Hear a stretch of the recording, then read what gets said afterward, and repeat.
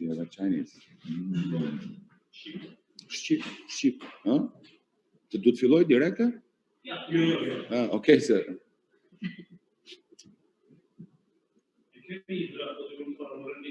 Po, në rregull.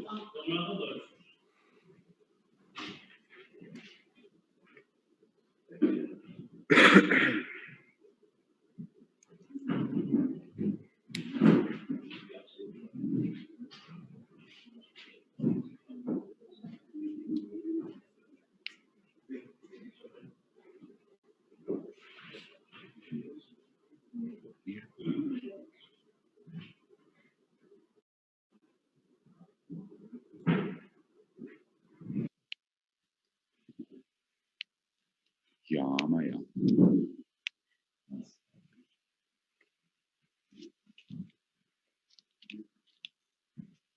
Lutën e tëra. Kemi për atë më. Për lidhën e komët.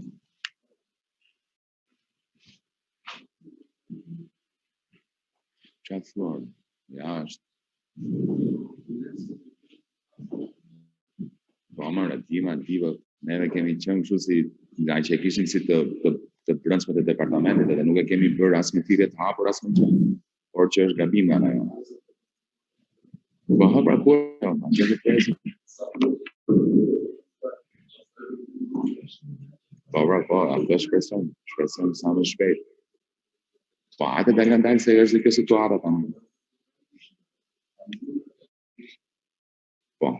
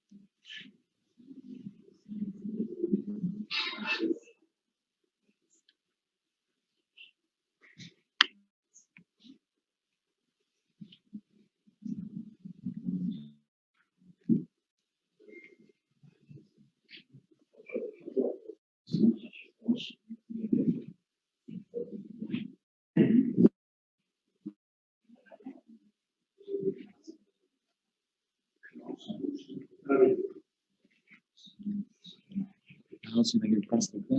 Po, nga qërë.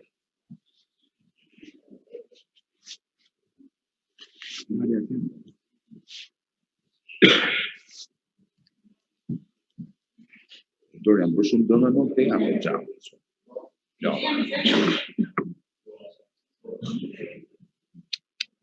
Po.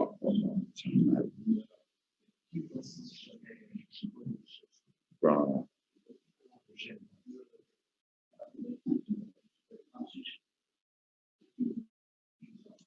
Po, pra. Tra.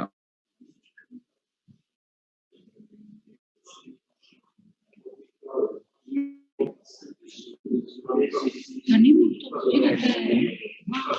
të ka formuar më të? Se dia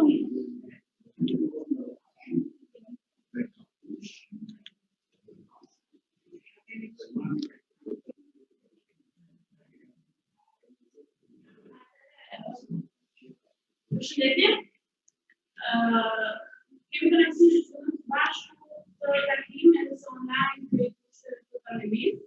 Gjëtë të bashkë që të lojnë në të fuqiu, në të kërija e kërës bashkëpunim kulturore të Bashkimit Tiranë. Këtë është bashkëpunim mes Bashkimit Tiranë dhe Iliria dhe gjithashtu Fundacione Gramsci në Romania dhe partnerët të tjerë.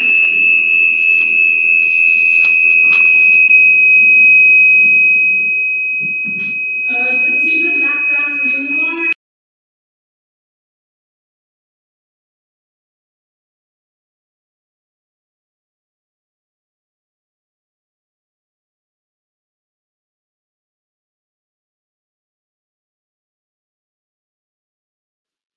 Lorena, nuk të dëgjojmë. Zhurma iku, po nuk të dëgjojmë.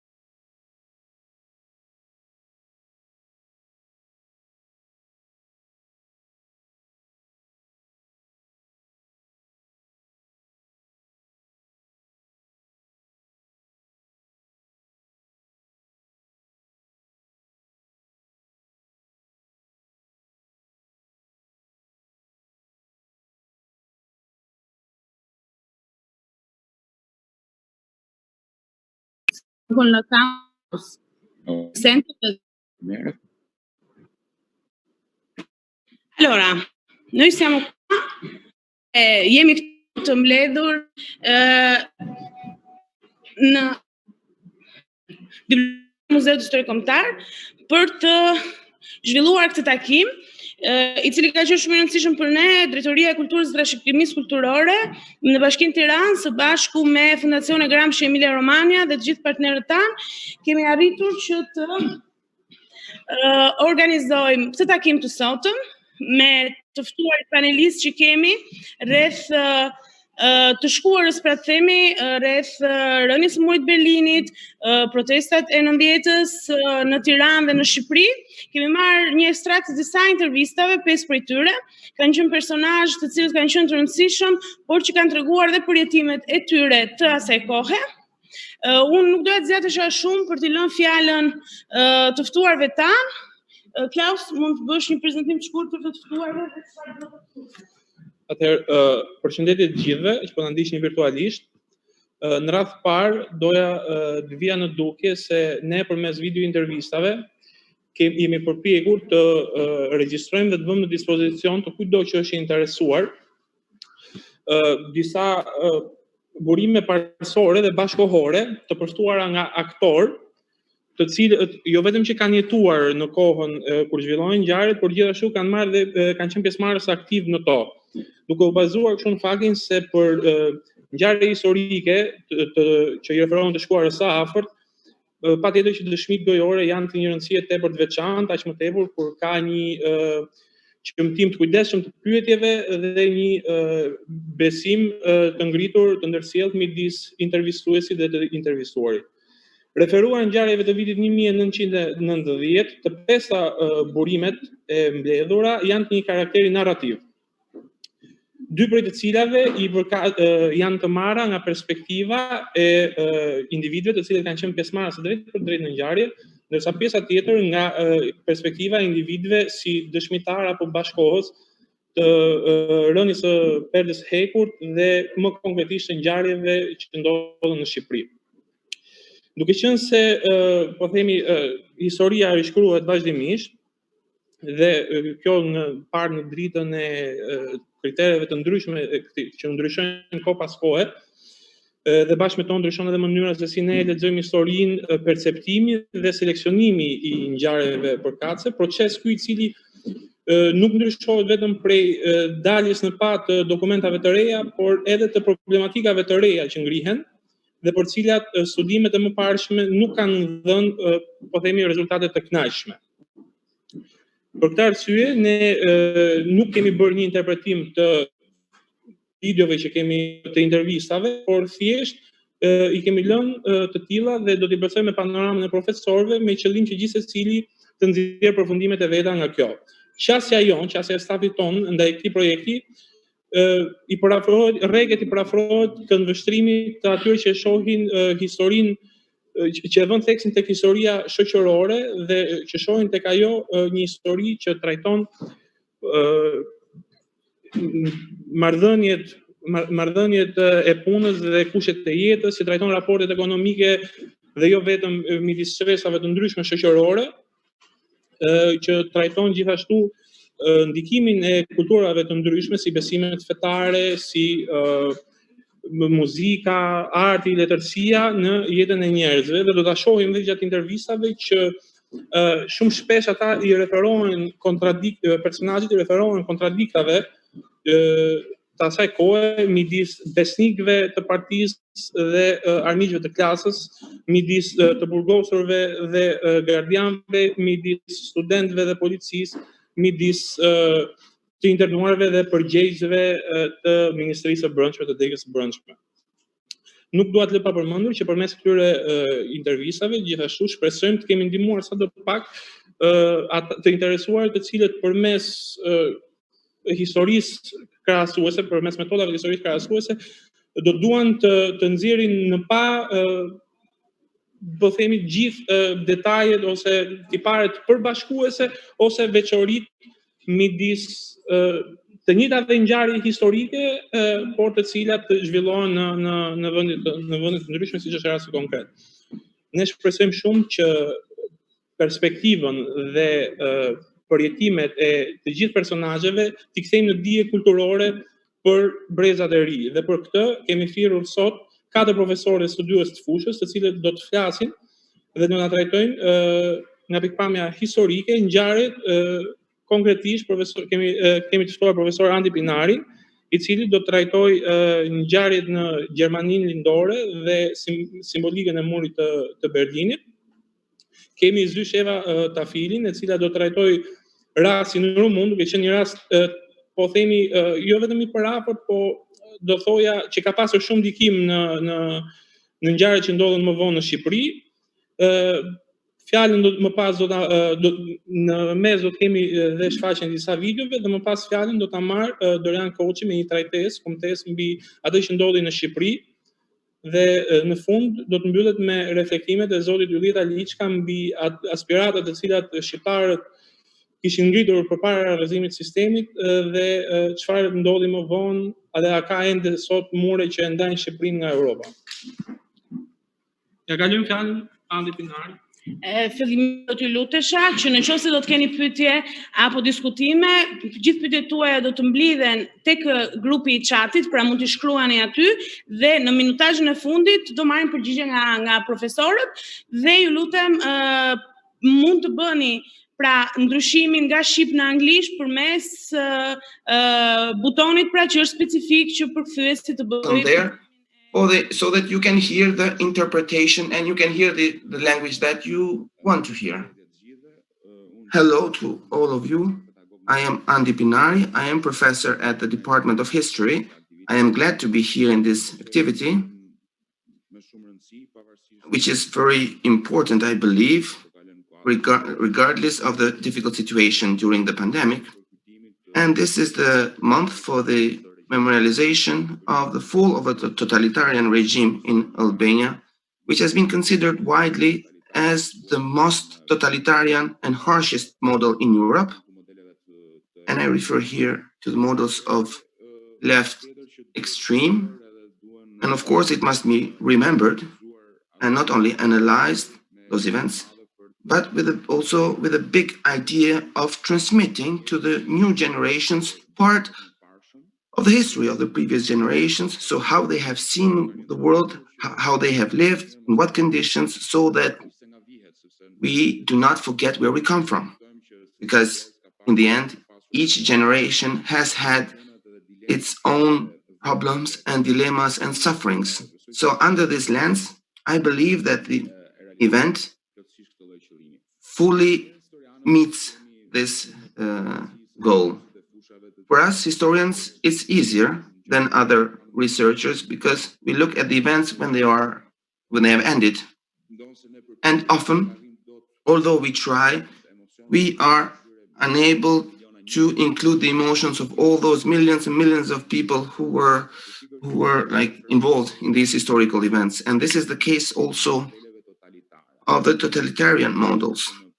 I will try in a few minutes to sum up some of the main events of the Cold War and some characteristics of the totalitarian regime in Eastern Germany, so that we really understand why Germany and why the Berlin Wall itself became an important symbol of this major conflict, although its fall in November 89, let's say, paved the way to big changes in all Eastern world.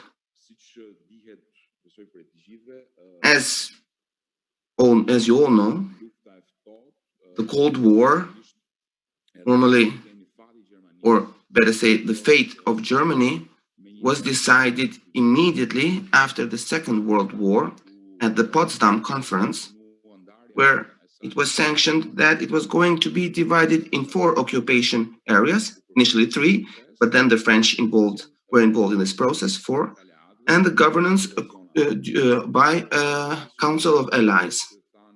But as Winston Churchill said in his famous speech of 1946, so there was a curtain on all Eastern Europe, including Germany, so at least those areas that were managed by the Soviets. The consistent aggravation of the relations between the former allies of the Second World War was the main arena, the main stage of clashes, particularly in Germany and Berlin, particularly, which was in fact an enclave inside the Soviet territory, and the communication with the other part of the Western Germany took place through some railways or highways or even airlines. But this city, finding itself inside a space controlled by the communists,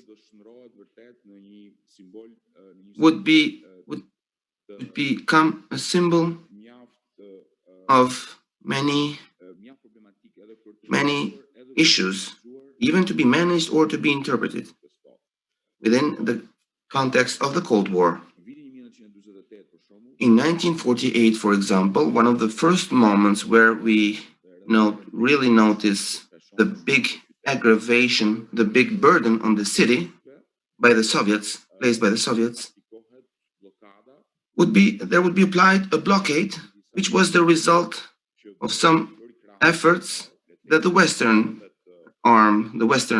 countries did. So the countries that managed Western Germany, so their efforts to integrate a new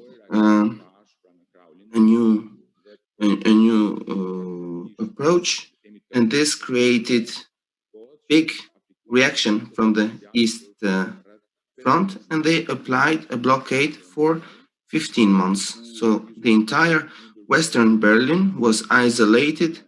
So there was a cut down on food supplies and even electricity. And this really caused a very dramatic situation.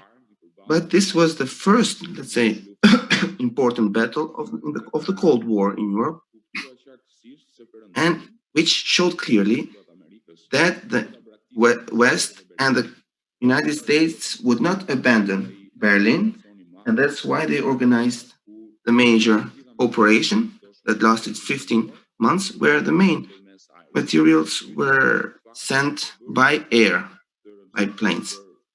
And this was important for the Berlin citizens, and probably even for all the citizens of the Western Germany who were, let's say, paying the costs of the Second World War. So they felt closer to the West, closer to the Allies, and understood that the only ones supporting them in such a situation were the Allies, the democratic countries.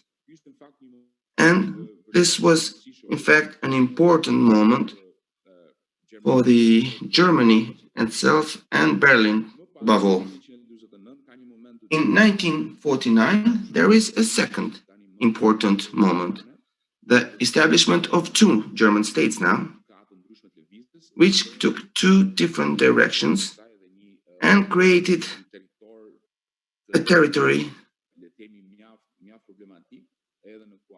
a very problematic territory under the Cold War, because the three occupied areas were united, the three allies, and the Soviet part remained under the Soviet influence. But nevertheless, in these two territories, there were two states established, the Federal Republic of Germany and Democratic Republic of Germany. And this was the result of the aggravation of the Cold War. While the German Federal Republic went towards a liberal constitution, which is still in force today, and with some important corrections by taking lessons from the Weimar way. In the East, there was a totalitarian model imposed, very harsh one, which,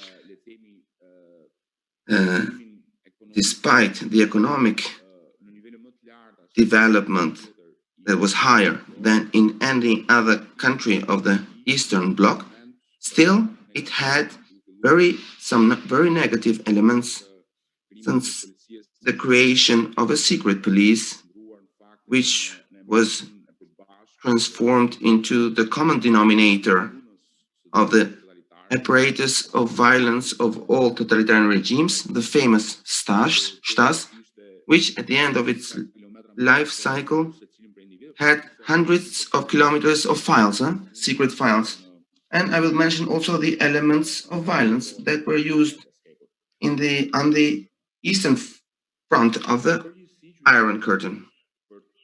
Overall, the Berlin city, now focusing on the wall, the Berlin city enjoyed a reality that was a bit softer, because the citizens of the same city could move inside it without any big problems.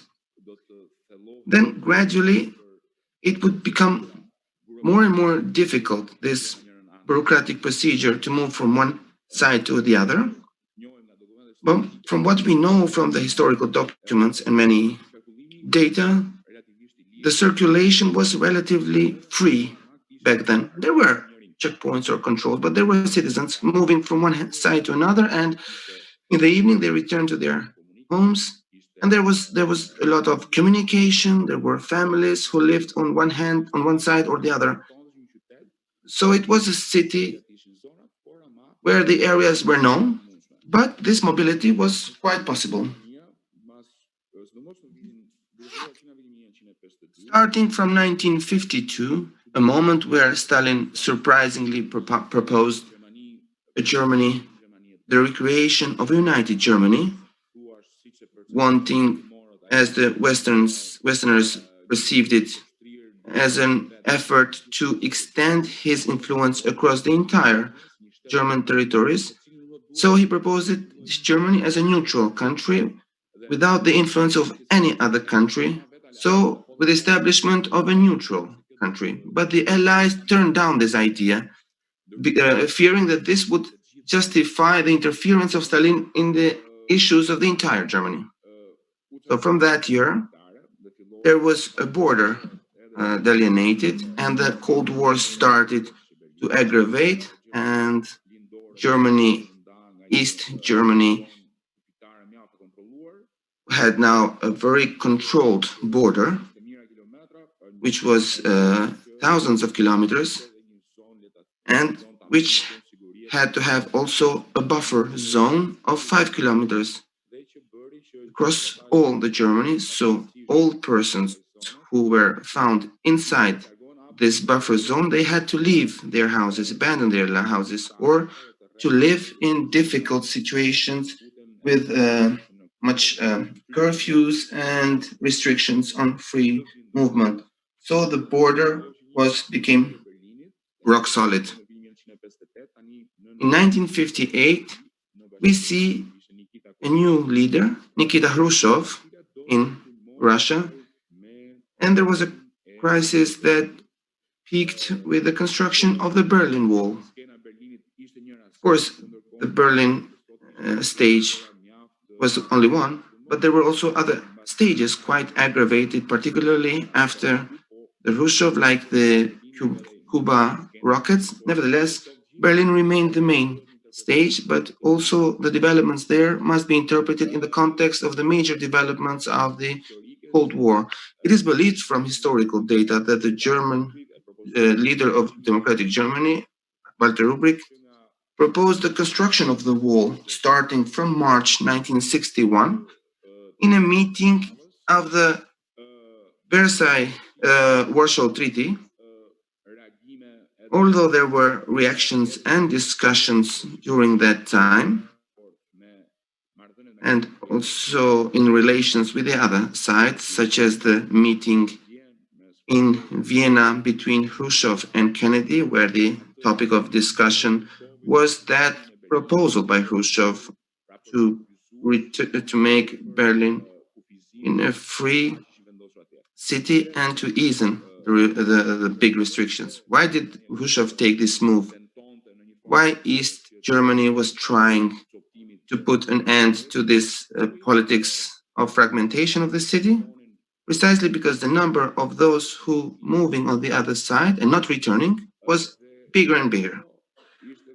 And this was considered as a gap in the border of the Cold War. And this had to be stopped. So starting from 13th of August 1961,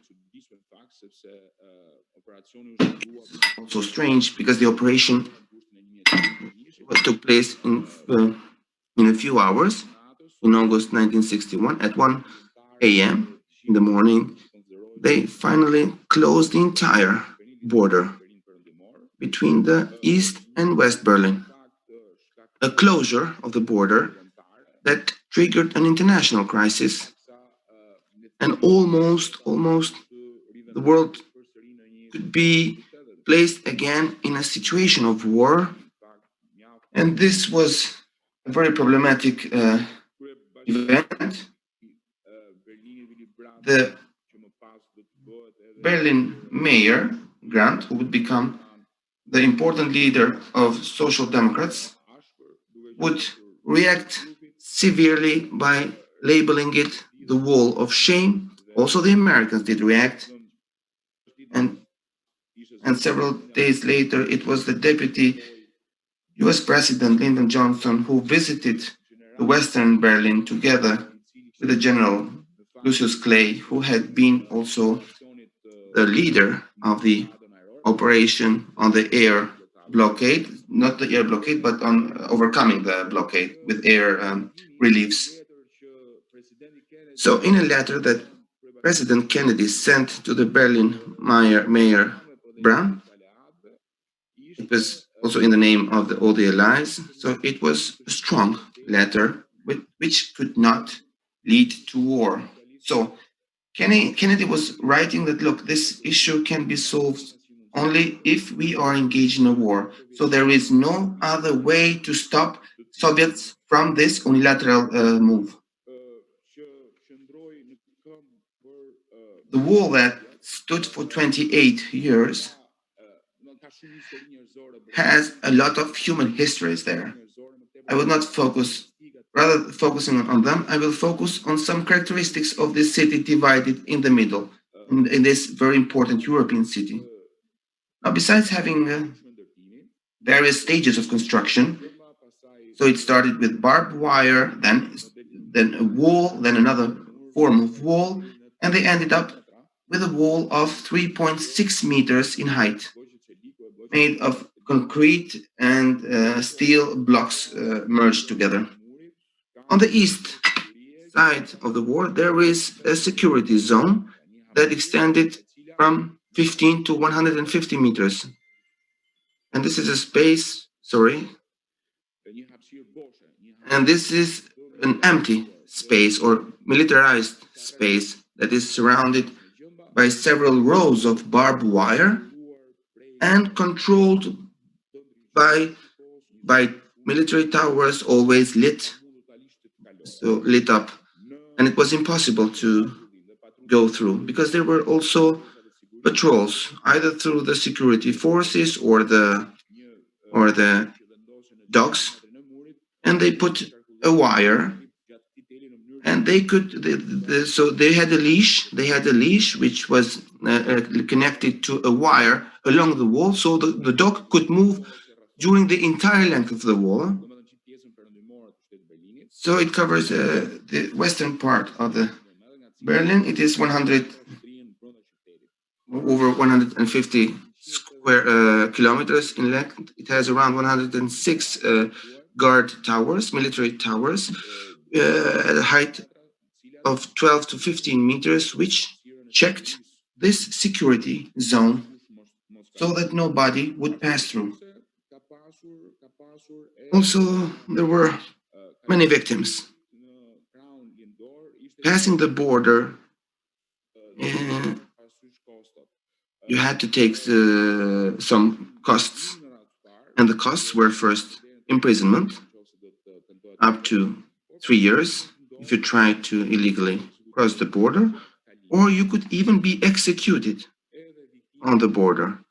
And there were a lot of victims there, although there are many discussions about the figures, the numbers, but it's estimated around 400, if I can round it up, of persons who lost their life on the walls or who were executed or attempted illegal border crossing.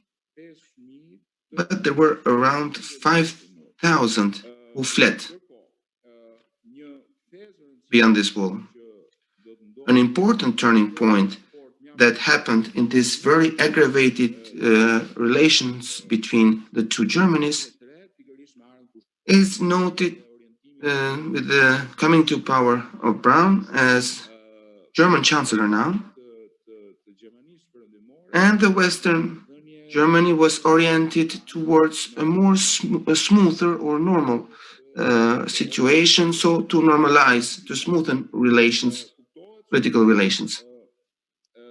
So Braun tried his best to normalize these relationships by discussing with the Soviet Union and discussing with East Germany and connecting ties. And there is a phenomenon that is seen there which was not seen in other totalitarian countries. So this was some kind of softening of convictions, sentences. And it was softened the possibility to move on the other side. So I want to mention only one moment because it sounded very interesting. And if we as Albanians are going to compare our totalitarian system and to totalitarianism in other East and Central Europe, including Germany, there are big differences there. Why? Because there is a softening. And this is noted with that practice of exchanging prisoners. even in difficult times for economic difficult times for East Germany, there is noted a tendency to exchange prisoners against for compensation for money.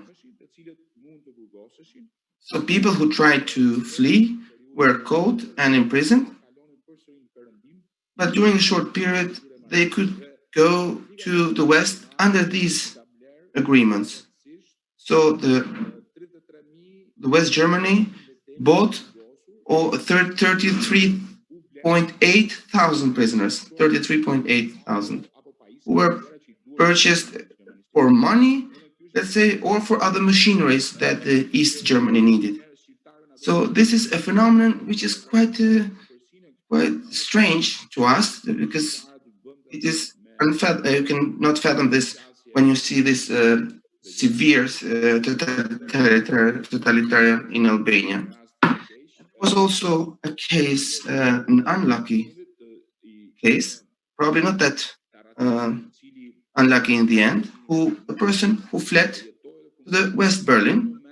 He lived and worked there, and at some point, returning from work, he had left his mother at East Berlin. He is on the train, he falls asleep, and the train goes on the East Berlin, and he wakes up. He is caught, and he finds himself in front of armed guards, and this made him reflect, and after 2 years he managed to leave again. So these are cases and examples which had no chance to happen in Albania.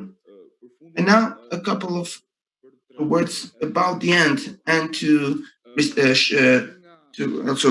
be okay with time, is that one of the main reasons of this model was the Gorbachev Factor, who has been acknowledged by all the researchers as the person who marked a strong turning point in all the East Bloc and the totalitarian system. And we must also say it was the inability, in fact, that contributed, the inability to have a successful economy and to ensure the well-being of the citizens. So probably this was the main reason that obliges totalitarian regimes to back off.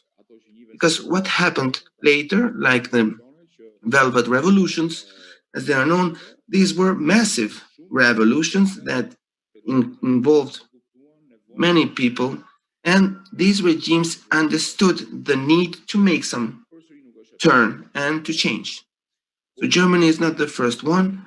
Poland started to walk on this direction since early '89, to be followed at a strong pace by Hungary, which was the first country that caused a disruption in that iron curtain and giving opportunity to East Germans to go from Hungary to Austria.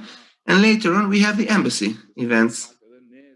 We, as Albanians too, following these models and using the same rationale, at least, we occupied, let's say, the embassies in 1990. So what happened was that the embassies in Prague and Warsaw of the German Federal Republic were filled to the bottom, to the rim, with persons from East Germans, and this showed them that how keen they were to move on the other side.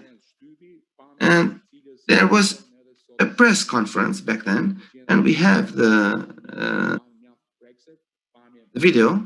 They are quite touching and historic, where one of the new leaders of Germany, Schabowski, explaining in front of some foreign journalists how they are going to proceed with the free movement of citizens.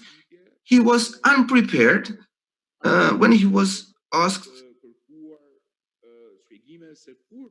to give explanations when this free movement would happen.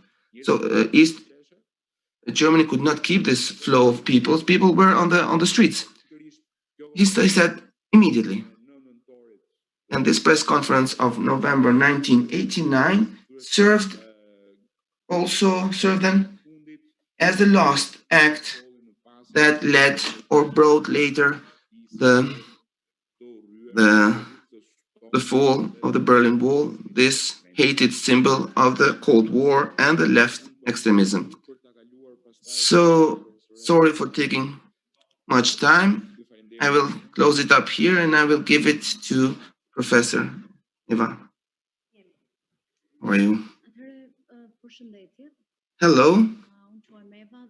My name is Eva. So first allow me to thank Tirana Municipality, the Directorate for Cultural Heritage, and the Foundation Gramsci and all the partners for the fact that, like all teachers of history and professors of history, our skill strikes on our side, on the history side. So, and I noticed that when we speak about the passage from the state socialism to post-communism, or when we speak about transition, generally, not only for Albania, but for all the countries of the region in the Central and East Europe. And there is a mistake that is done, not only by students and ordinary people, but even by the politicians and even analysts. And this mistake is that they put an equal mark between levels of communism and levels of transition in all countries of the region and Eastern and Western and Eastern Europe. But it was not similar in any of the regional countries. And even transition is not the same everywhere.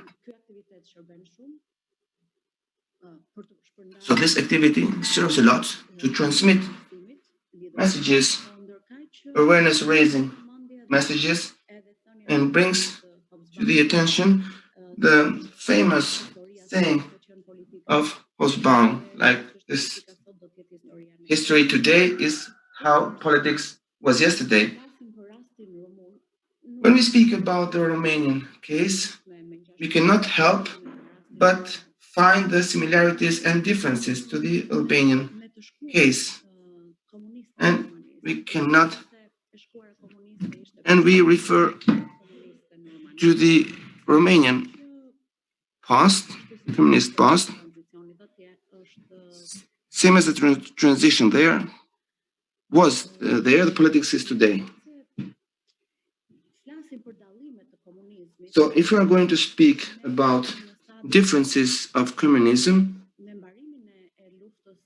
upon the end of the Second World War and start of the Cold War, the concept of creation of satellite countries create the idea that the satellite countries, suffered a similar communism, equally harsh, and reforms. In fact, in Romania, we note another line, and it was the only different line, probably, of communism. So a communism that was independent from Moscow. For the first time, this type of communism was created from Tito's plans to create a second Yugoslavia, and the idea of Tito to create a federation that aimed, in fact, a federation that included the entire Balkans, would of course clash with Stalin's idea of control over this federation and to include in this federation Bulgaria and Hungary later.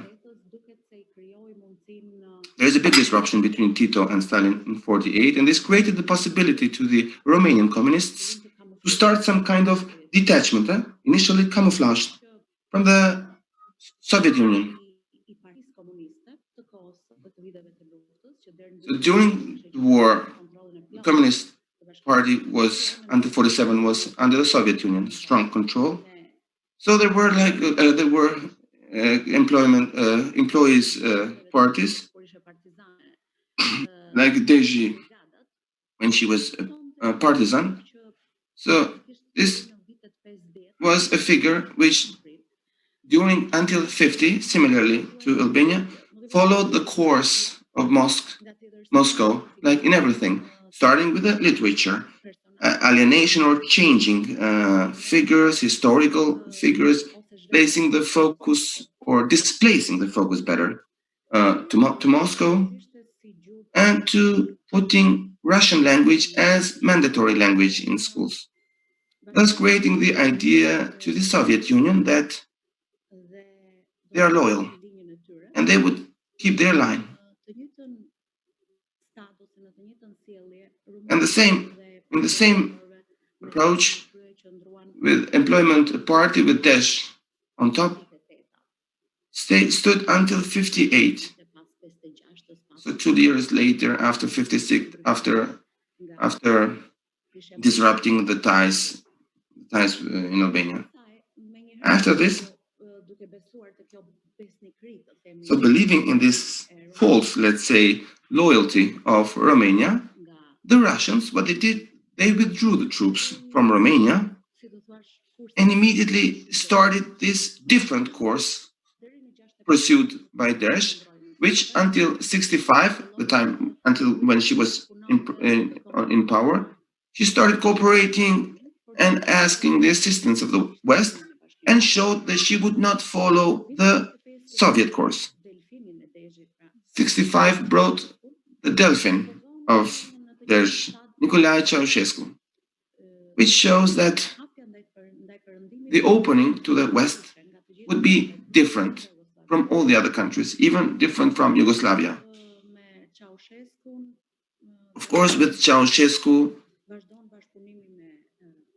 there was continued cooperation to obtain foreign assistance. In 70 to 73, Romania became part of the European Common Market, part of the International Monetary Fund, and received much relief from the United States.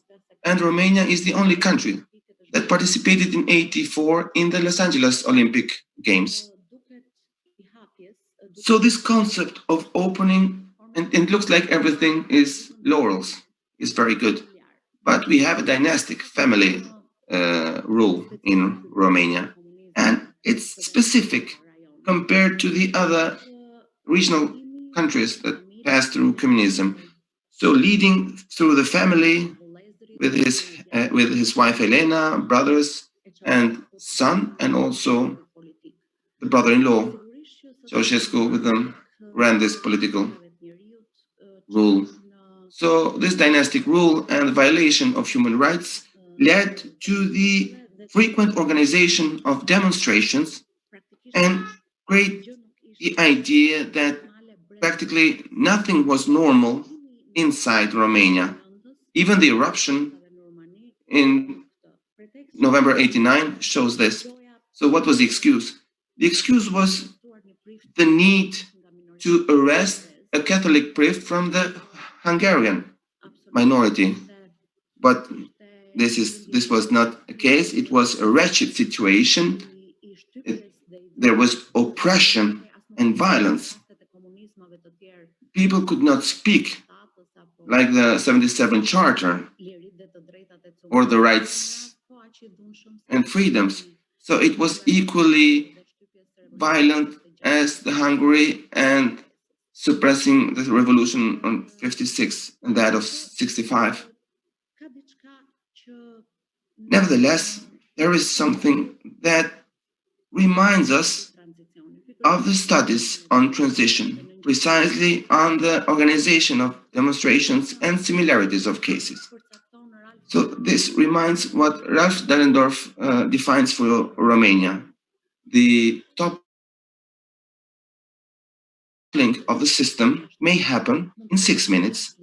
It might take 60 minutes to create a new government cabinet, but 60 years are too short to change the mindset, the mentality. And this was precisely the Romanian case, and this after '89. Because in Romania, we have the existence of the opposition side inside the Romanian party. against Ceausescu, and the opposite side, together with the control of Securitate or the secret police, they took advantage of the situation and led to his execution and his wife's, in order to take the power in the form of organizations which in the elections of 91 would be called the Liberation Front. Then it would be moderated under a name Democratic Rescue Front. But it was a mix. It was a mix what had been already existing as and called as moderated side inside the previous Romanian Communist Party. So they managed to bring a former communist as a president. Ion Iliescu was a figure who would appear moderated during the Romanian transition, but in fact, he did not make any difference from the past course.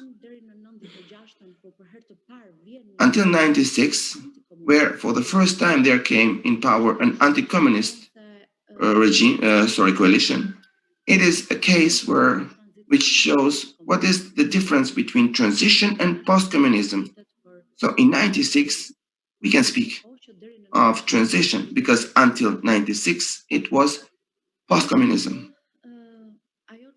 However, what follows Romania in its course from 96 to 2000 are its efforts to stabilize the situation and to mitigate poverty, social inequality, and the frequent riots of minors and persons who were quite dissatisfied with their status.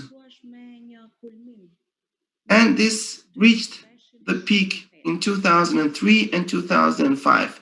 In 2003, we see the efforts to make an alignment of the domestic legislation to the EU legislation. In 2005, the EU turned the green light for it to become a member together with Bulgaria 2 years later. So what Romanian case shows us is quite differently from what you can expect, and that's why it's called the Romanian Paradigm.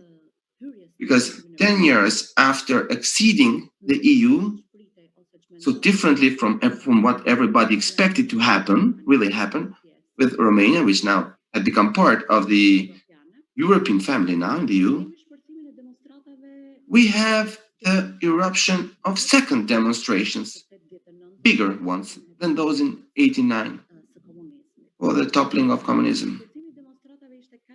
So these demonstrations were so big, and the hatred of how the social order was there, and social inequalities, and that's why Romania was called the case of second transition. So this gives the opportunity to scholars, and even one of the best transition scholars, Klaus Krasium, a Romanian scholar of Bucharest University, he explains that the second Romanian transition is an indicator of the fact that participation of the European family is not relevant to the domestic developments or the prerogatives of this development to lead to a decent living standard, to lead to social equality or to well-being. So for the sake, to say the truth, from 2007 until 2016, so one day before the riots, there were 32 billion euros assistance given by the EU to Romania for the implementation of projects and implementation on good governance and on improving the living standards. So these big problems in Romania, which we see even here in Albania or other countries which are not part of the EU, they are focused on three aspects. So politicians move away of the civic agenda low living standard. So in 2017, 500,000 people lived by a pension, retirement pension of less than 90 euros. And third, as regards corruption, in the international organisms that measure it, we have a reality that looks similar to Albania. So the right-wing parties usually attack the left-wing ones, calling them corrupt, and vice versa. This situation of second transition has a rescue scenario, according to Krasiu, and the experts of the EU focused on 3 points, which I don't know how much implementable they will be in the Romanian case, given what we said about the mindset mentality before. The first point is returning to the citizens' agenda, civic agenda. So this means draw the attention of policies towards social services, health, reduce taxation, reduce poverty, so everything that relates to citizens and to their living standard. Second, a reshaping of the pluralism and institutions. This means to change the format of political parties, their composition, so that they can absorb new people with a vision, thinking out of the box, and with structured programs that are closer to citizens. And third, departing from victimization theories, and we note this also in Albania. So Romanians since 2007 are in the EU, and there are many theories that call them as second-hand citizens inside Europe. Others forget all their efforts to establish real pluralism and to be on the front line of the toppling of communism. So the three do not show that this is the best moment for the EU, and pursuing this is a primary priority for the EU. But nevertheless, this shows that any country has the prerogatives to change, has the opportunities to associate itself with the highest standards, or to adhere to them, to the common best, to the best of its citizens and the principles of democracy. Thank you. Hello, I am Dorian Koçi, director of the National Museum and researcher of Cold War. In my PhD, I focused on the early Stalinization of Albanian society and later developments in the political, cultural, and economic life in Albania.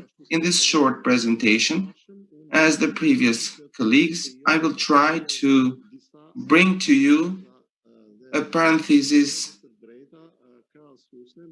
and comparative ones between the role of Albania in the Eastern Bloc and the main features of the political system in Albania compared to other countries of the Eastern Bloc, and the reasons why Albania was the last link of the changes that occurred in the Eastern Europe.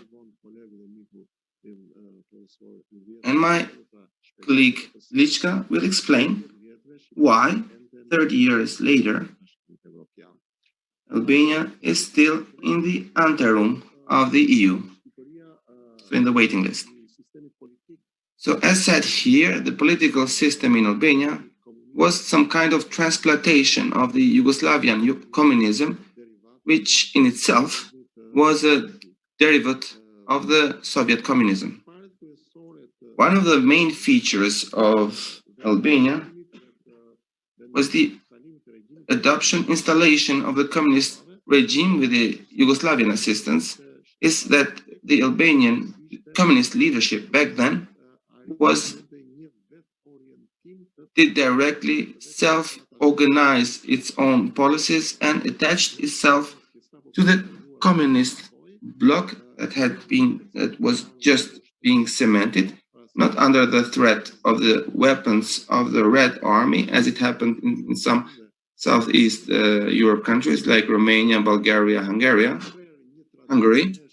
and it cut off with an early tradition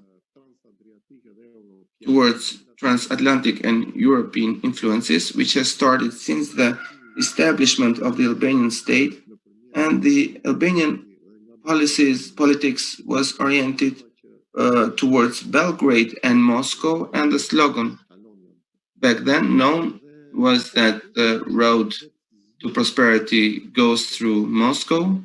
So Albania imposed the Russian approach in our society and did not have solid grounds for the establishment of communism or socialism. Let's not forget that Albania was an agrarian country with agricultural society with over 85% living in the rural areas. And it was difficult to create a strong communist party. The Second World War then brought realities that we know in Albania, in the Balkans and beyond, the coming into force of a communist leadership that came through the anti-fascist war created some general features of the Stalinistic rule in Albania, and I will try to explain them. First, it was coming into power by violence. By late 1944 and early 45, there was the army and police force amounting to 60,000 people.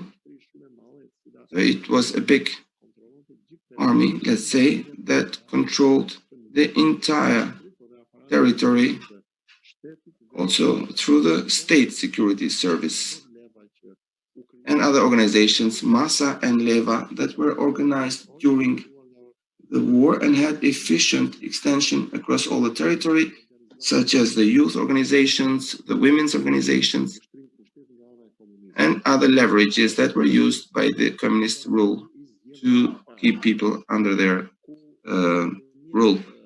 Second, false elections. So not coming up as a communist regime up front, and 45 it was called the National Liberation Front. So the Communist Party managed to impose its own monopoly in the 2nd of December and did not allow the opposition to organize itself in a party, and the amendments introduced to the law were quite radical and swift, and that did not allow time for the opposition to create itself. So the elections of 2 December 1945, the communists won over 82% of the votes and formed the first assembly that came out of these elections in January 1946. And on the 11th of January, it announced the Popular Republic of Albania, which was a copy-paste of the Soviet Union, established in other countries of the East. So the feature of the Albanian Stalinism was the elimination of previous elite and values and a moral code, a new moral code, and this served the long-term policy of the Albanian politics that sought to replace this class of intellectuals who had been formed in the universities of Vienna, Roma,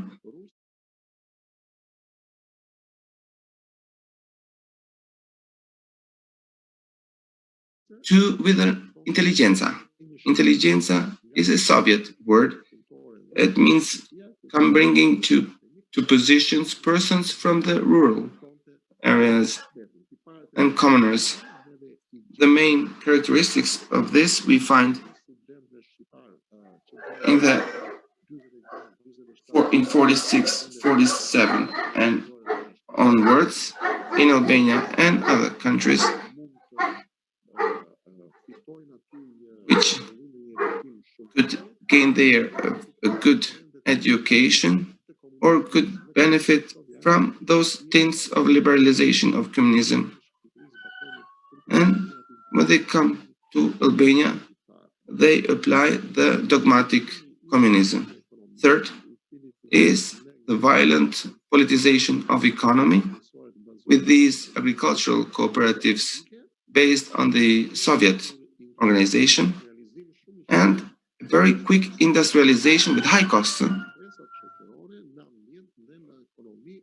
in the economy that had a big impact on the well-being. The Constitution of 46 and the creation of other parties or other rights. So in this constitution, they were violated with the arrest of the MPs in January 47. It thwarted any hopes that Albania had in the organizations or having an opposition. Terror and violence were prevalent all or everywhere by the state security service, and under this terror and violence exercised everywhere, even after 48, with the ties cut with the Yugoslavs, and the aggressive approach followed by the Party of Labor in Albania, which in 48 comes out of illegality formally and could not manage to create.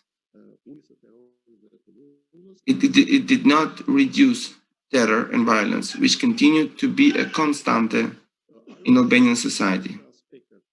It was expanded in all the political, cultural, and decision-making levels, so that in 54, until the death of Stalin, until 61, where we cut ties with the Soviet Union, we don't have some kind of detente in the Khrushchevian concept of socialism and communism, but we have a really nasty attempt of the Albanian communist leadership with a dogmatic rule and taking up the Khrushchevian features and adopting them to the Albanian context. In 1951, there is a terrible instrument of terror, such as the bomb placed in the US Embassy, which was an excuse to arrest over 100 persons and to fusillate or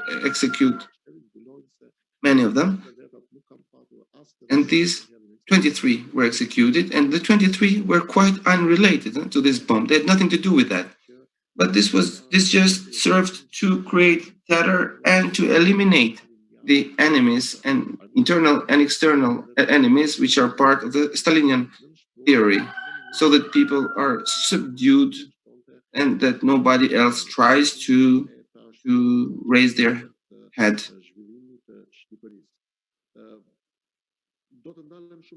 Now I will say a couple words about the Khrushchevian features.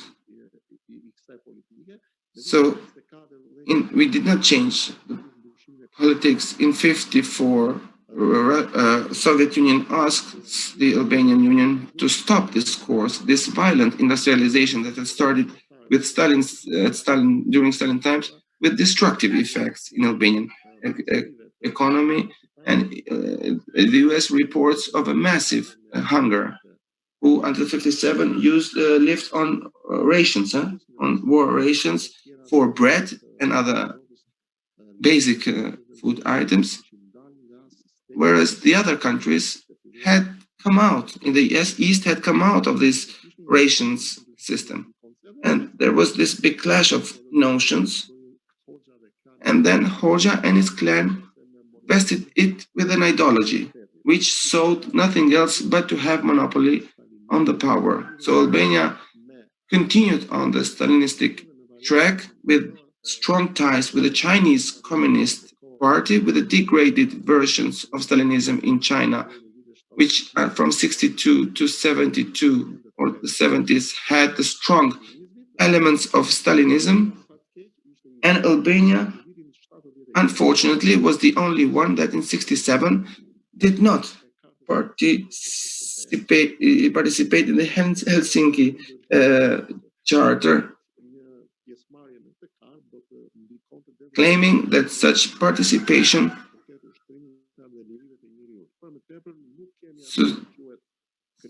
saying that this was a farce. So there was no European Charter in '77 or Danos in Poland. We have an intelligentsia which is illiterate or unknowledgeable, better. And in a changing Europe, which changes every day, and the hopes of the rural areas and the urban populations were not reflected in the leadership. And in the '90s, there were big deficits, cultural deficits, political culture, economic culture, and this was one of the reasons that the changes that took place in Albania were slow, sluggish, and are understood and needed a push. And they took a push from former communists such as Ramiz Alia to accelerate them. Now, going back to the Berlin Wall of October '89, I would like to put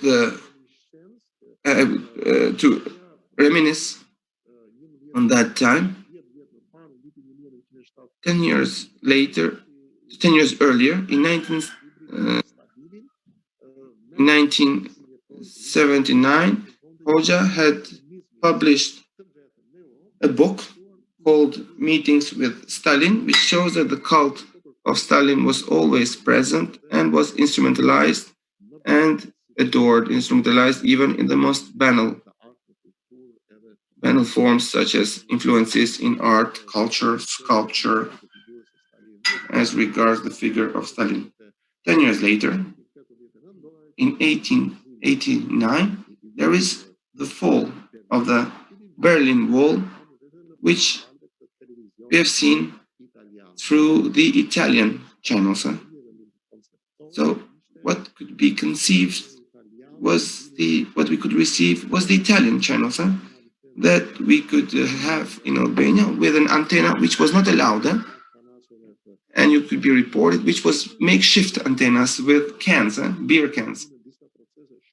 And Albania, Europe entered some important processes, and Albania, with a tired elite or very old communist elite, which spoke in a wooden language, and they had not adopted the language of anti-Stalinian changes during Khrushchev's time.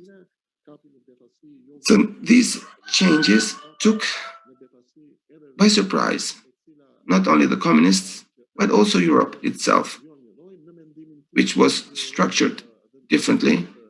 So we have a Europe of the economic union.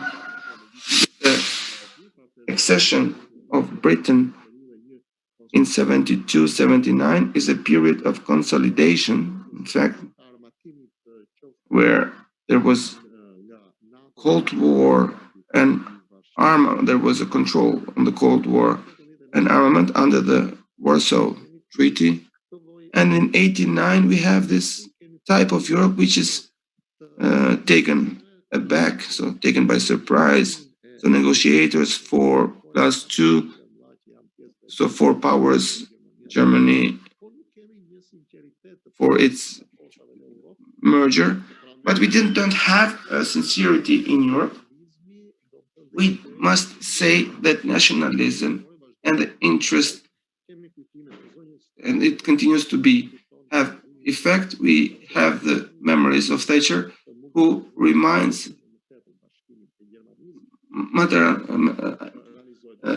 the French leaders' attempt to join the Germans. So it looks like Albania is outsider, is on the sideline of these developments. And the Central Committee and propaganda and its Voice of the People, the newspaper. So all these changes, developments that happened in Hungary, Bulgaria, and so on, they tried all this propaganda to move Albania on the side, saying that Albania is neither south, is neither east nor west, and that the rule of the Albanian communists will continue because the power was obtained by the power of rifles and will be given away only by rifles. So the old slogan. So the main ideology of the communist regime in Albania, although cultural, political, diplomatic ties with the Soviet Union were cut, it continued to be fueled with philosophies and ideology from the Eastern Front. We did not have ideologists like those in Hungary, Lukashenko, or leaders like Kismaliu in Romania or other countries. This is a communism that has not followed the path of dynastic communism, such as in Romania, but the Albanian one is a communism, is a degraded Stalinistic approach, which has not been accepted even by the Marxist-Leninist countries. Since 1960, there is no connection of the Albanian Communist Party with the Italian counterpart, so until the 60s.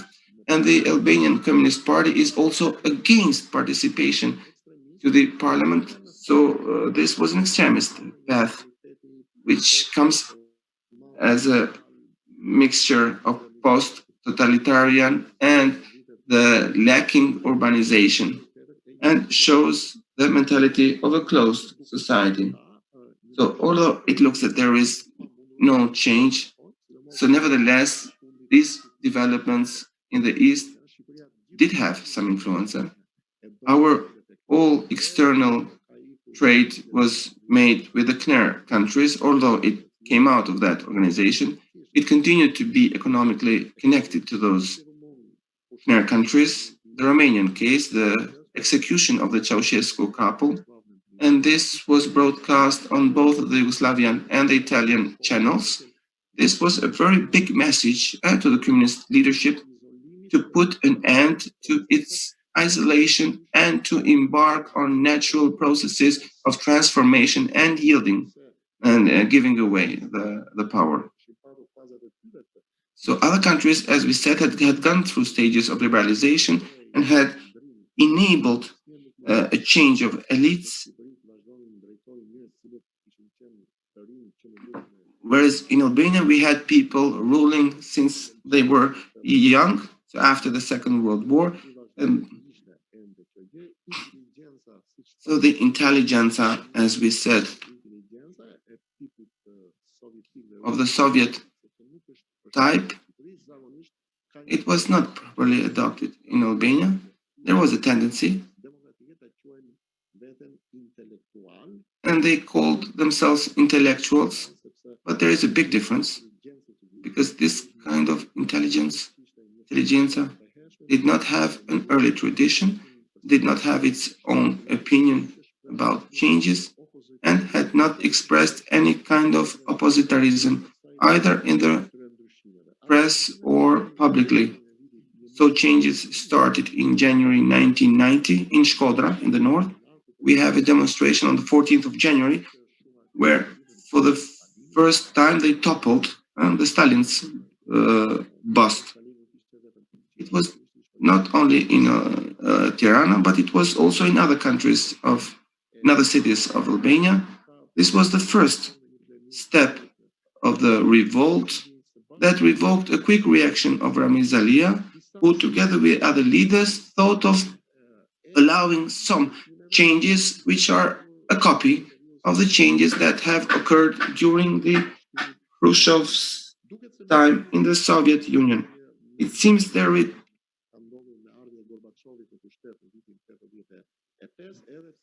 with the coming, they have people were terrorized and kept in prison. So after the death of Enver Hoxha, there was a Ramizalia. Perestroika gave its effect.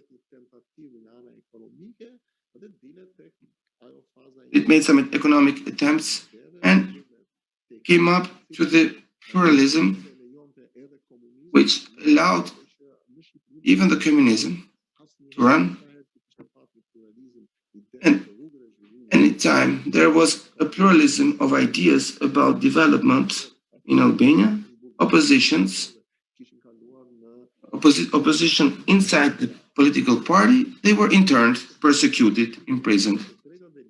So we have the attempts in the human rights and freedoms in June 1990, where we have the visit of the UN. For the first time, Albania turns its eyes to the international instruments, treaties that could help her in its path. In July 1990, we have the big crisis in the French, German embassies and many other big Western embassies, where around 5,000 Albanians have to cross over the wall to leave. And this is a prelude of what happened later when they went to Greece or Italy, and it was the biggest failure of the creation of the so-called communist paradise in Albania, where living under sovereignty and territorial protection and border did not lead to well-being, but rather to harsh isolation. And the people were tired and sought change.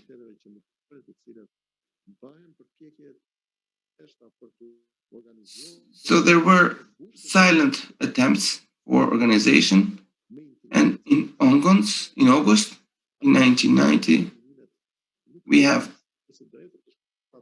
some footage, very few footages, to move the country away from the political monopoly and towards money, liberal democracy and pluralism. So for the first time, the Albanian president in 1961 was the first time when the authoritarian prime minister Mehmet Shell went there and kept the speech in Russian, which shows the big aspects of Albanian totalitarianism. The second visit is the president's visit, which removes that form of presidium of collective leadership and adopts the name of President of Albania, Ramizalia, who goes to New York in the proceedings of New York Assembly, and he makes a lot of commitments, but it was not much the case. And since June 1990, started the release of some politically imprisoned persons, but terror instruments continued.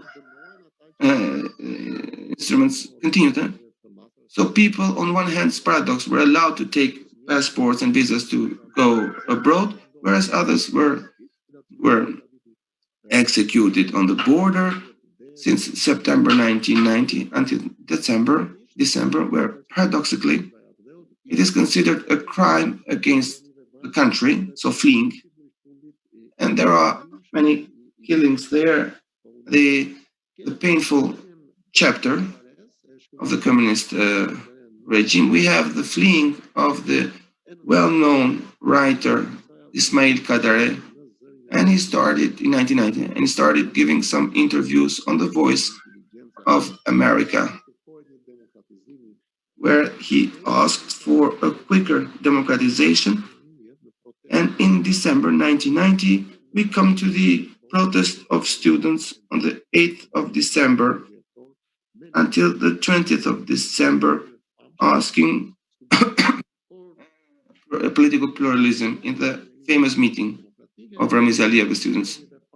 So we have the establishment of Democratic Party, the first elections in 91, They were set for 10th of February, but they were postponed because the new opposition was not prepared. And the biggest seats were taken by the Party of Labor, over 60%, which allowed it a big majority. And this time we have the creation of various governments. The main one is the stability government that lasted for 6 months, and 2 other governments later on that prepared the elections of the 22nd of March, where big majority was won by the first democratic opposition.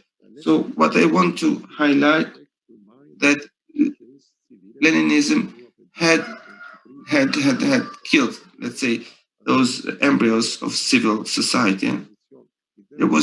It never existed any opposition to communism or Savistat forms, written forms. So there was no engagement either in the 77 Charter or an attempt to organize something against the ruling party.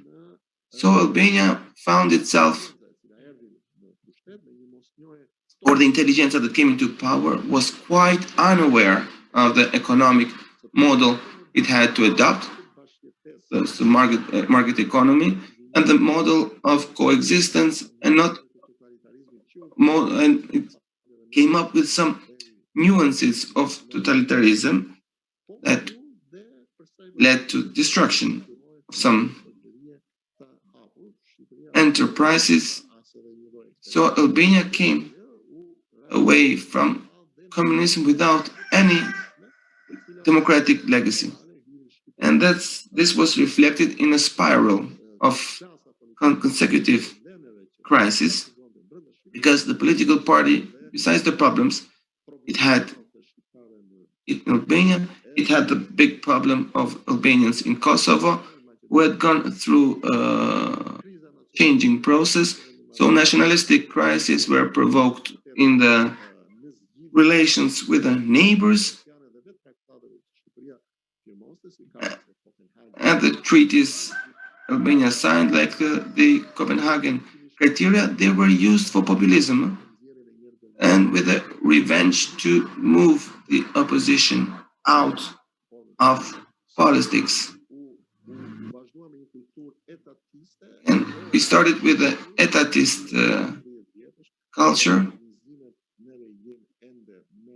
So modernization is still very slow, and we keep on with figures created during the socialism. So after the 90s, like there is not a new wave. And in 96, there are the elections, there was big violations. And it was a recycling of these political figures of the old intelligentsia. It was just a superficial makeup to take in positions. So there was an attempt only as a cover-up to appoint not in senior positions but in lower positions people who had graduated abroad. And this Stalinism approach and mentality continues to be reflected in all the levels, in the political and economic model too, where Albania in the big global market competes only with the labor market and not with ideas or with culture. Thank you.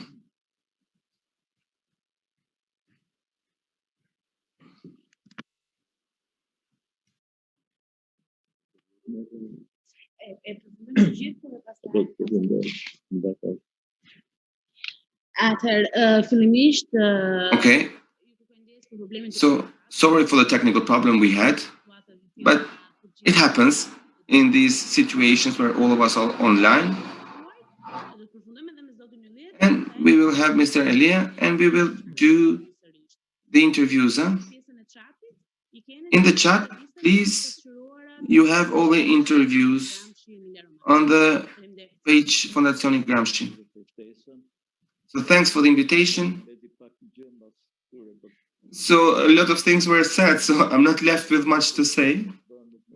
So in order not to fall into repetition, so I want to speak more as a witness of that time rather than a specialist, because I've lived half of my life in communism and half in post-communism, let's say, in transition. So I'm giving some my own perceptions or impressions,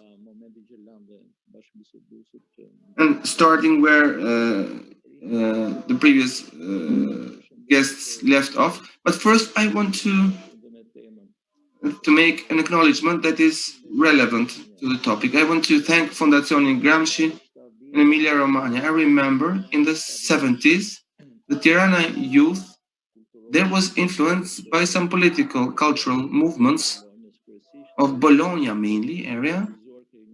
This was materialized into singers Puccini and Claudio Lolli, who with their poems and songs, they echoed the Prague Spring. And it was a very historical moment and important of the evolution of communism in the eastern countries. And Puccini dedicated a song to János, the dissident, who died in Prague, and it became the symbol of the movement and democratization of the communist regimes and systems. It had some influence in Tirana back then, these two singers. So I wanted to thank Emilia-Romagna Foundation.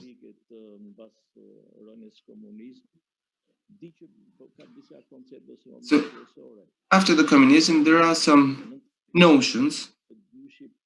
In 91-92, it was the the sense was that a big spiritual release. It was noted across all the people, and big optimism.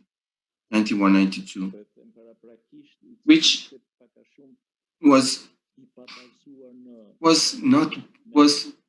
not so based on prospects. It was a bit idealistic. So it was an optimism looking at the past hardships and expectations of the future expectations. And we thought this path towards democratization would be easier. Most of us thought that after the fall of communism, but very soon this optimism was faded out, and the big dilemmas were about the management of the post-communist society, economic, political, and spiritual models. The first model was that the slogan Albania is like all Europe, and this leitmotif in other former communist countries. So the EU integration was the polar star, the North Star. But nevertheless, this evolution of the Polish and the Hungarian system, and the conclusion is that the model of Western European democracies, according to the Polish and Hungarian experience, did not leave alternatives of opinion. Particularly in the Albanian reality, which came out with an indoctrinized mentality, with the absolutization of ideologies, and did not leave much space to mobilizing ideas. So Albanian post-communism did not have revitalizing ideas or models in order to orient the society. So immediately, the Albanian society had to cope with the dilemmas, almost existential dilemmas, and hardly finding it hard to find the new reasons to live, and was unprepared to this quick opening to the world. And the long-standing isolation is one of the key elements to explain Albania, because the consequences created illusory images or deformed perceptions of the realities abroad. And this meant that our confrontation with the world, we had to give away. So it was collapsed, this romantic idea of the foreign countries. And we often expected that everything would come from the West and that Albania would find the economic prosperity thanks to the assistance of the West. This was the optimism, but it didn't happen like that. It was not the case. We needed the political and economic assistance of our partners and democratic countries, and often it happened, this is a personal view, that the principles, norms, and bloc of the Westerners, or the external assessors, let's say, remained in stereotypical forms, in cliches, and their ideas were not well adjusted to the fragmented realities of Albania. So what was the result of this? This helped in the labelings of Albanians to foreigners and vice versa, which did not coincide with the reality of things. And in the Albanian individual, this has caused trauma, not only of the personality ruined, but also consequences by labeling Albanians on ethnic or religious basis, or that do not correspond to the Albanian reality. This has had consequences, and these are the reasons why there was a slow down of the European integration of Albania. Now, a couple of words about this EU accession journey of Albania. So, undoubtedly, our main partner and the main economic assistance to Albania comes from the EU, and it's not a debt. Sometimes there are misconceptions. However, the perception of Albanians of the EU integration, both at political and social level, so the perception of this EU integration has been perceived as an integrating anxiety and thinking that we will find solutions there. And this EU integration has not been seen as an attempt to fulfill our obligations, not for the sake of the EU, but for the sake of Albania, as for the best of the Albanian citizens. So it was seen more as a formal procedure, this EU accession, that we need to enter the EU in order to ensure the success of a political party towards other citizens.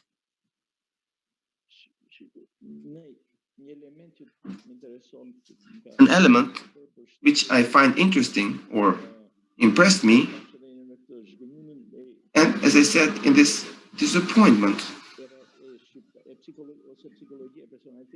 or the psychology or personality of Albanians when they confronted the West or the foreign world,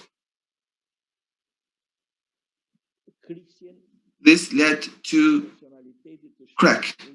the crack of the personality of many Albanian individuals who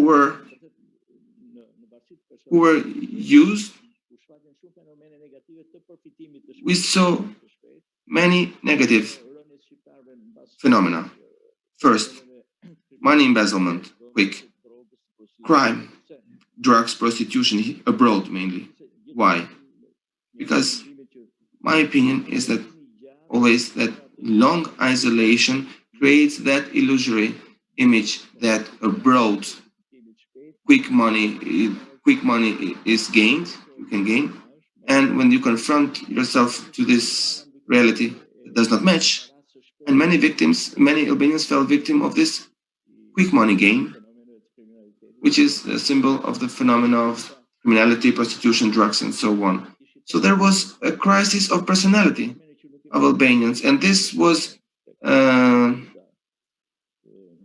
reflected in this negative phenomena. On the other hand, the question these 30 years is, no, in these 30 years, there was a question mark on the Albania's cooperation with the world, like in many countries. So we are, I don't know why we are often, our first reaction is criticism. So my perception of Albania's cooperation and confrontation to the outer world, so the dilemma was, is it assistance? Is it partnership? Is it cooperation? Or is it an alibi often? This confrontation of Albania with the world. And let's not mention that more often the perceptions or labels put on Albania were the product of the personal tastes of many internationals. Although it is said there are geostrategies in relations with Albania, in my view, there was a big role played by the personal state of many Western individuals in their relations with Albania. So the alternative for Albanians after the collapse of communism was to pursue or to follow the Western models, European models and their values. But the dilemma was an assimilation, unconditional assimilation of these models, imitation of these models with a shock therapy, or by a step-by-step approach. And this made Albania often a laboratory, experimental laboratory of successes, and it's known in psychology theory that any failure leads to trauma and unconditional copy, with the idea that everything that is foreign is to be adored without having an independent alternative or an alternative opinion or critical opinion to that. And this was a legacy of the past, this not having a critical opinion. And this, I think, are the main causes. We had these ups and downs and these frequent crises in these years. So probably it's redundant to say that the image of Albania has a big problem, which has been subject to the dramas and traumas of individuals and institutional consequences. And my opinion is that the Albanian reality is better than the image we have now around the world. So the complicated reality or fragmented reality, like in any other country, has always conflicted with the cliché standard rules of the principles of international institutions, and the international opinion and also an international media was always hungry to absorb and to satisfy the curiosities, even sick curiosities sometimes, for exotic events, and to see Albania as an exotic country. So, to conclude, there is often this question: how do you see the future in these ups and downs of the Albanian society? Albanians have good orientation skills, in my view. So we have adaptation. We are active adapters to the values and anti-values. So there is movement, there is dynamism. In the monophony of the Western realities, which sometimes recently are falling into monotony. Nevertheless, I say that Albania has dynamism in its movements and produces history. And it is the needs of the society that is going to orient it towards the values that correspond to the interests of society and not to our imitation or to match with the expectations of foreigners. So there are a lot of things to say about this, but I wanted mostly to focus on my reflections as an individual, how Albanian society has evolved in these 30 years. And to conclude with this, from the inertia of the past, the situations we are going through, even currently, and in these last 10 years, have shown that Albanians are easily indoctrinable, ideologized, either by ideologies, by religions. So they are unable to create their alternative opinion to things. And this is the consequence of one of the longest and rarest dictatorships in Europe. And in my view, it has a psychological factor and impacts emotions, your mindset, way of thinking. So something last thing to add. I think that the today ideology or the ideology of the Albanian communist model, it is not a spontaneous, consolidated ideal based on a social ideological concept, but it is rather immaturity of the individual who tends to adopt that ideology, which brings more gains to him as individual and economic gains. I don't think Albania had a proper communism, but in fact there was a platform, the struggle of classes, which created the Albanian, which took out the darkest side of each Albanian individual, and created the privileges to lead to the discrimination. So before there was an ideological division, and probably I go too far by saying that the Albanian communism, probably it's paradoxical, was afraid of equality. And this inequality, this head-down concept, and everybody was able to get this protagonism, is unequal after the 90s, I'm saying Albania is becoming polarized. So to close it on an optimistic note, so looking at our dynamic nature and adaptive skills of Albanians, I think that will show us the way for a better future and better alignment with the standards. Thank you.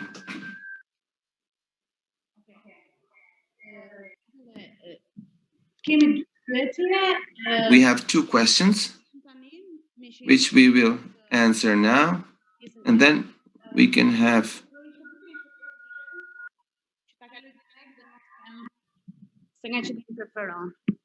So I'm moving because there is interference. There is a lot of noise.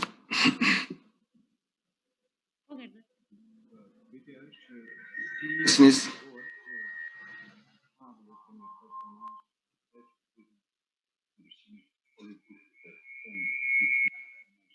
I'm the interpreter, I'm sorry, I didn't get the question. If somebody could make a wrap up of the question. Voice too low. Në fakt, është vërtet, është një përsëritje Okay. e përqendrimit të opinionit. So this is a repetition of concentration of the opinion, and illogically, your mind tells you that probably it's the brutality of the system, but in fact it's something else. Precisely the brutality of the system in the Romanian case, and the moments of the trial that became public, and the execution, as said here on the Raiono TV channel and other stations. I think that these footages and this news did scare the party elite and made them think, look, if we continue our resistance to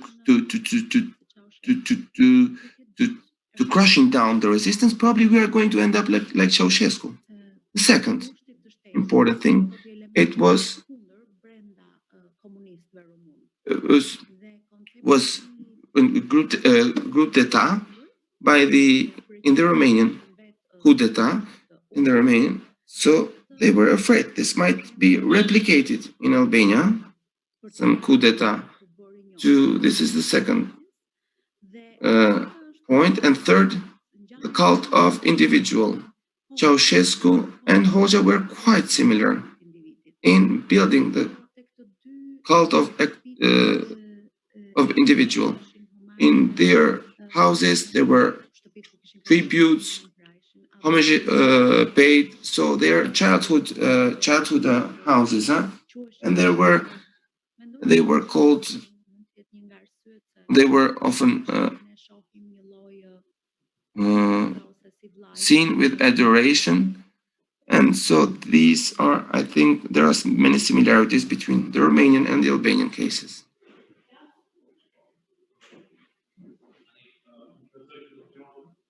I hope you can hear me.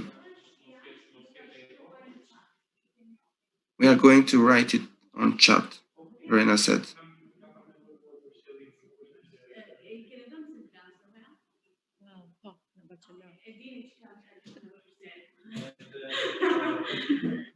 I didn't get it. She said something about bachelor and something about studies.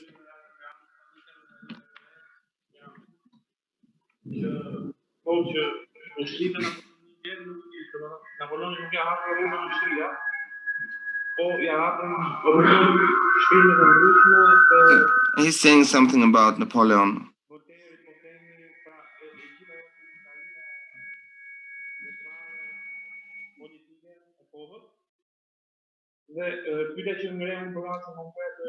So the question is, what about West? And this is an open question. Did it reach through these soldiers, let's say, to intervene in Albania and to find like ready-made terrain, ground, just like, I don't know if I'm clear, it says. So Western ideology, idealism, market economy, entrepreneurship, political literature developments, could they come in Albania earlier?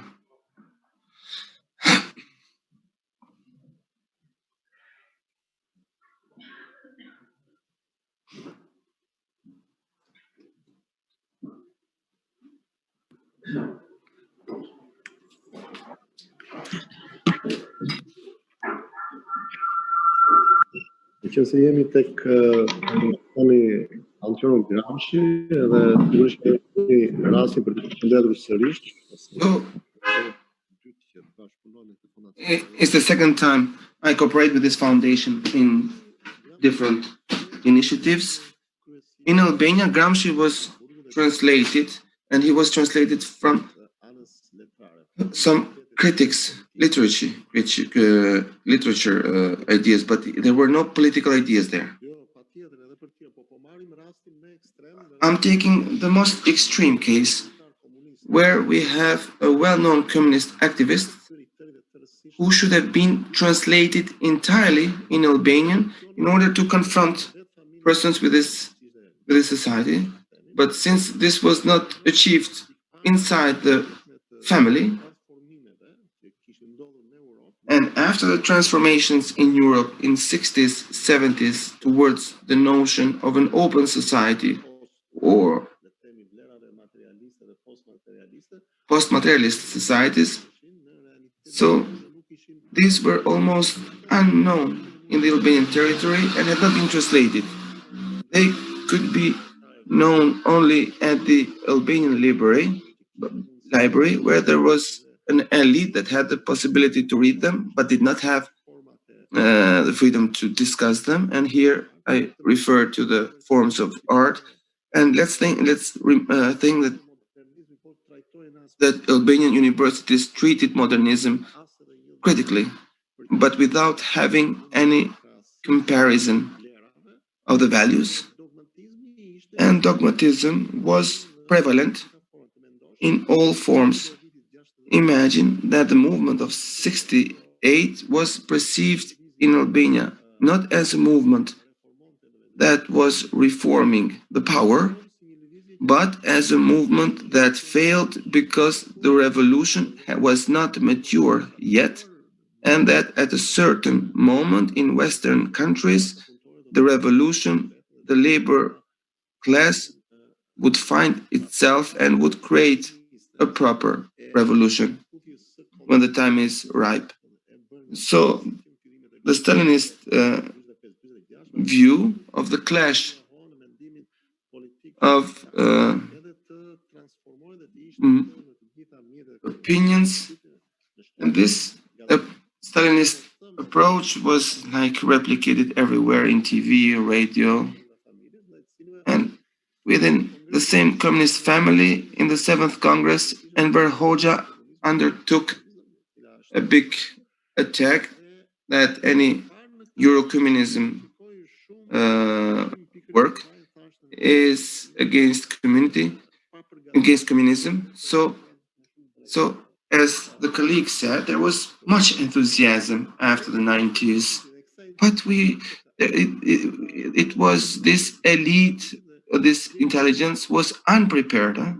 And I agree with that. Mitro Chena, who was an MP, an economist, who was a member of the reforms, together with others, or people from the left wing who said they did not know the notion of market economy in 91, 92. Now imagine, it was that economy, that shock therapy, that was the economy of Chicago guys or some others who would manage to bring quick transformation and well-being, or would create that model of quick money. So this lack of knowledge about economy, of these concepts, and what happened in the high-tech revolution and the 70s circulated the so-called technical scientific Albanian revolution, and the 11th of February was called the Day of Innovators, and those innovators were some people with some mediocre inventions. So there was lack of political knowledge, theory. It was just this nationalistic view transmitted that the communism is the model of big faith, the model of castles. Albania is still between East and West, and it looks like these people had taken on their shoulders a big weight, bigger than their shoulders. And from memories, it's more of a spontaneous attempt towards freedom. but we didn't have Bolters, we don't have Montesquieu's to give us this pre-preparation.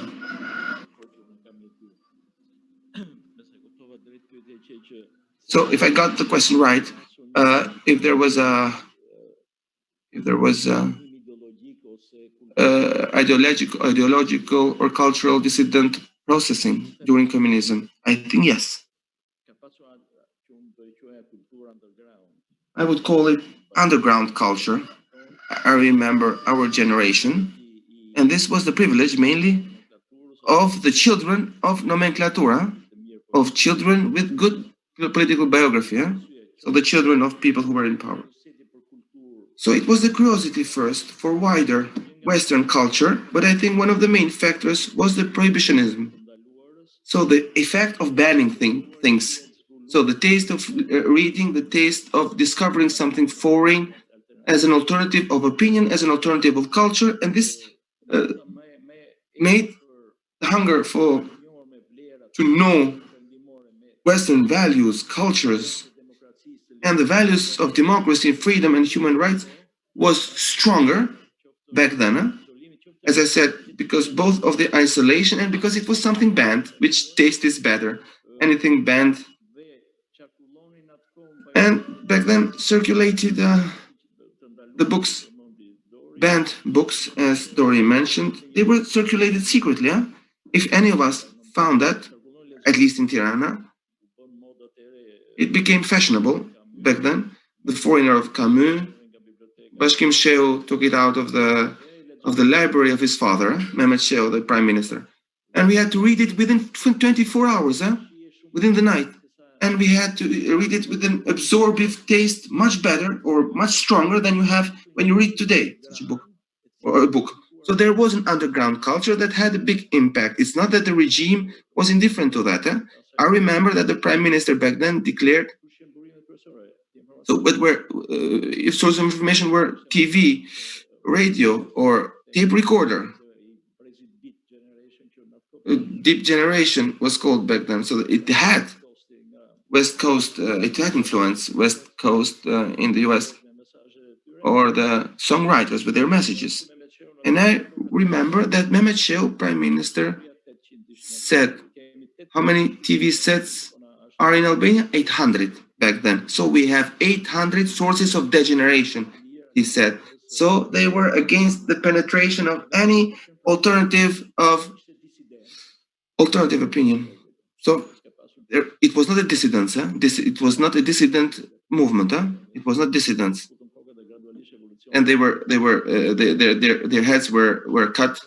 And since you see that always the circle becomes narrower, we didn't have writers, dissident writers, or any other areas. But this was alternative opinion. We had influence of alternative opinions from the banned TVs, radio stations, and literature. So it was alternative opinion, not dissidents.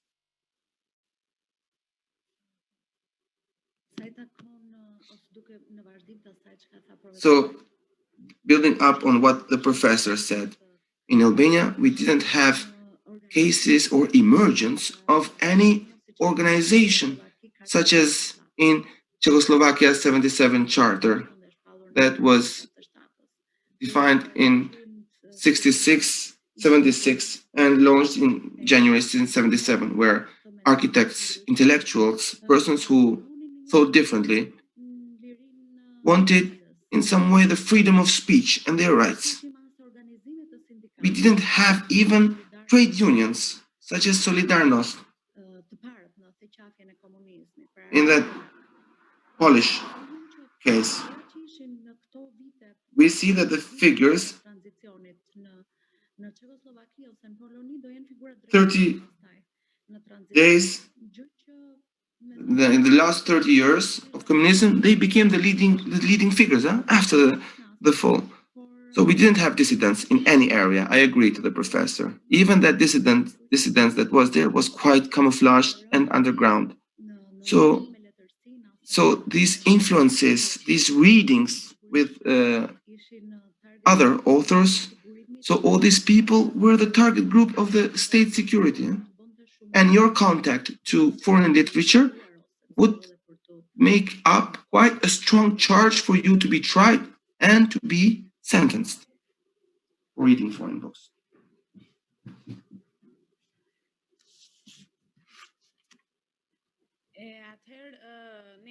So I think we have reached the limit of time. First, I want to thank you all for your participation. And on the website, Breaching the Walls, you have all the interviews by all the figures. Simon Mirakai told us his personal history and his perceptions. The interview by Ylli Bodinaku, who was the person who brought down the wall of the German embassy. We have the interview of Aliçka, who is present here with us. We have the interview of Ayanika, who was one of the former students who participated in the organization of the protests of December 1990.